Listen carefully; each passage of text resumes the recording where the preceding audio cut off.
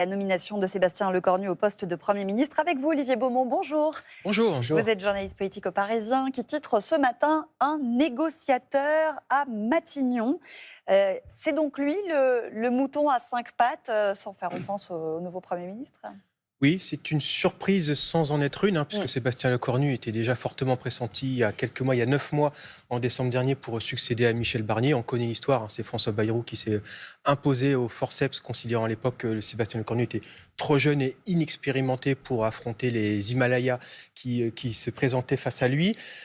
C'est une surprise sans en être une, malgré tout, puisque c'est un très proche du président de la République. Ça fait déjà 8 ans qu'il est au ministre. C'est un record pour quelqu'un de cette envergure. Et puis, ça fait quand même déjà 20 ans qu'il fait de la politique. Il faut rappeler son CV assez rapidement, mais il était plus jeune assistant parlementaire à 19 ans, maire de Vernon en 2014, président du conseil départemental un an plus tard. Et puis, il succédait dans différents portefeuilles ministériels, que ce soit des Outre-mer, aux collectivités, jusqu'au ministère de la Défense, un ministère stratégique qui lui permet d'être dans le domaine réservé du chef de l'État depuis déjà 3 ans. Et c'est cette proximité qui l'a aussi aidé à être nommé, à arriver aujourd'hui à Matignon. Alors, ses proches, les observateurs louent effectivement donc, ses qualités de négociateur. Ça lui vient d'où, selon vous ? Et puis, pourquoi réussirait-il là où d'autres ont échoué avant ?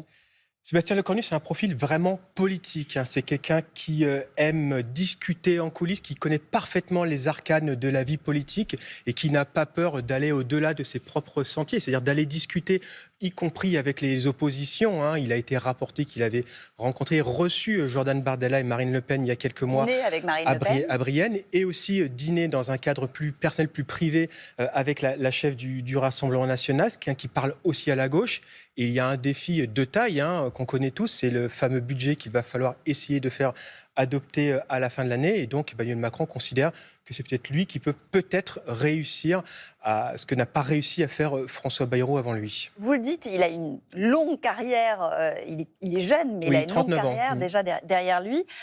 Il est assez mal connu finalement du grand public. Est-ce que c'est un atout en ce moment ?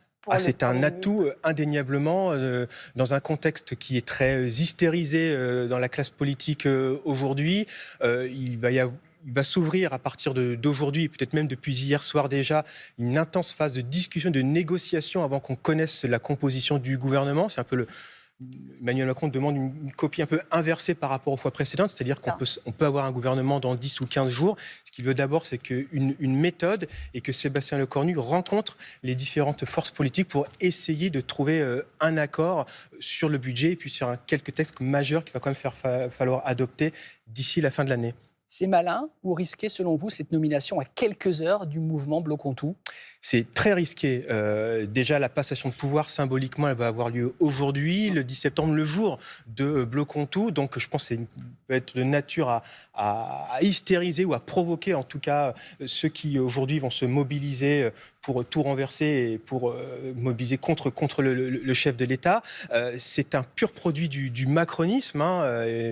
Sébastien Lecornu, il doit sa carrière politique au rang national grâce à Emmanuel Macron. Justement, parce qu'on voit cette image de Sébastien Lecornu à côté de François Bayrou. Il l'avait qualifié de courtisan d'Emmanuel Macron il y a quelques mois, ce qui laisse augurer une passation de pouvoir assez sympa. Ah oui, clairement. Est-ce que c'est le reproche que ses détracteurs vont lui faire assez rapidement ? Oui, parce que c'est une personnalité assez ronde et qui rarement, dans les réunions internes à l'Élysée, donne la contradiction au chef de l'État. Donc c'est effectivement ce reproche que lui font ses contempteurs. Et puis Emmanuel Macron avait essayé, il y avait une promesse qui avait été donnée il y a quelques jours d'essayer d'aller parler à la gauche et de trouver un profil qui pourrait parler au Parti socialiste notamment. Sébastien Lecornu, c'est pas du tout ce profil-là. Et le risque, effectivement, c'est que les mêmes causes produisent les mêmes effets et que dans 3 mois ou dans 4 ou 5 mois, on se retrouve dans la même situation de crise politique qu'on a connue ces derniers jours. Justement, comment le Parti socialiste a-t-il réagi, et notamment Olivier Faure, qui se voyait bien être le nouveau Premier La ministre. réaction elle a été immédiate. Aucune intention de donner un blanc-seing à Sébastien Lecornu. Eux disent déjà qu'ils ne participeront pas à un gouvernement de cette obédience. Malgré tout, je pense que dans cette séquence, ils vont quand même essayer d'aller chercher quelques points, quelques avantages dans la séquence budgétaire qui s'ouvre. Donc, attendons de voir. Sébastien Lecornu, il a déjà eu quelques succès à son actif. Il faut rappeler la loi de programmation militaire, 413 milliards d'euros débloqués d'ici 2030, même une rallonge qui a été annoncée par le chef de l'État en juillet dernier de 6,5 milliards d'euros. Elle avait été votée en 2003 avec un large consensus de la classe politique et c'était pas gagné, je peux vous dire, à l'époque. Ouais. Le Parti socialiste a tout de suite réagi. On évoquait tout à l'heure le dîner de Sébastien Lecornu avec Marine Le Pen. Oui. Est-ce qu'il est RN compatible, Sébastien Lecornu ? Non, malgré tout, je ne pense pas. Dans son département, d'ailleurs, c'est très compliqué, puisque aux dernières législatives, le Rassemblement national a raflé la quasi-totalité des circonscriptions du département de l'Eure, qui est quand même son fief et qui était jusqu'à présent un fief qui était très tenu.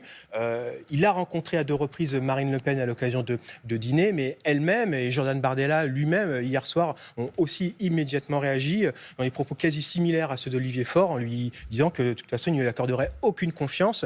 Donc, à tout moment, Sébastien Lecornu peut aussi être renversé dans les semaines prochaines. Ça veut dire que le discours de politique générale, il peut être c'est possible, balayé, oui. Après, il y a un enjeu quand même. Il y a un enjeu de responsabilité. C'est un petit peu le mot à la mode dans la classe politique. Donc, je ne les vois pas aller si vite. Je pense qu'ils vont, à minima, essayer de donner un peu sa chance au produit, si je puis dire. Et par contre, je suis plus dubitatif sur l'issue concernant le vote du budget. Et en attendant la nomination du futur gouvernement, ce sont les ministres actuels qui vont assurer les oui, affaires nous sommes en gestion des affaires courantes. Pour la petite histoire, Sébastien Lecornu devrait cumuler 2 portefeuilles, Matignon et la Défense, parce que ce ministère doit être tenu dans le contexte international qu'on connaît. Et puis, il va falloir composer ce gouvernement. Certains devraient rester, beaucoup devraient partir.